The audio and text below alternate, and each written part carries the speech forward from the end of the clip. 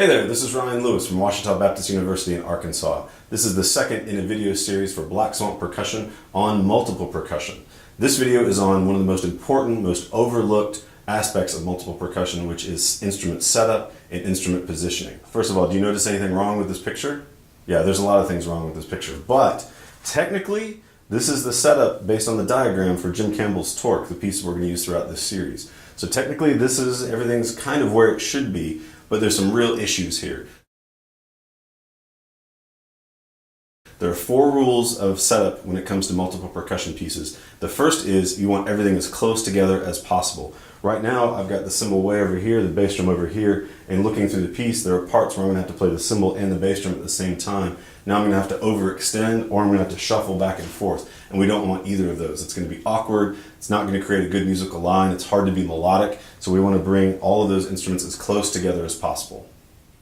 Now that we've got everything as close together as possible, we've got everything compact as possible, we still need to make sure that everything is the same height. So we've got to get everything to be exactly the same height. And right now we've got this tom-tom higher and over, this bongo's higher, this one's lower and tilted this way.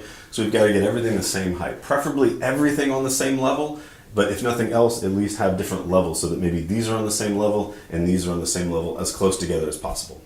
Now that we've got that, we need everything within a comfortable reach. Right now everything's in a straight line, and so in order to get from these instruments to these instruments, I'm going to have to shuffle my feet like Charlie Chaplin or MC Hammer, or do a shuffle up and down the setup, and I don't want that. I want to be able to stand still and just move just like you're playing timpani. That's going to help increase accuracy, so we need to arc this up, make it a little more ergonomic. A lot of people overlook rule number 4, which is they stop here, everything looks good, it's all positioned, we got levels, everything's kind of arced up a little bit, but they don't stop to think about playing areas. Right now, our playing areas are not lined up. So let's check these. If I'm going to play on the other side of center on this drum and this drum, I'm going to play under center on this drum over here. So those are great. I can stand right here and play in all those playing areas just off center without having to move my feet. But these up here, if I'm going to play here on the tambourine, here on the woodblock, here on the cowbell, here on the bongos or toms, now I've got this sort of zigzag line of playing areas. So we need to line those up so that they're in a straight line so I can move from here to here instead of having to move back and forth this way. This Black Swamp rec plate does a great job of helping adjust to that, because normally what we would do is that, right?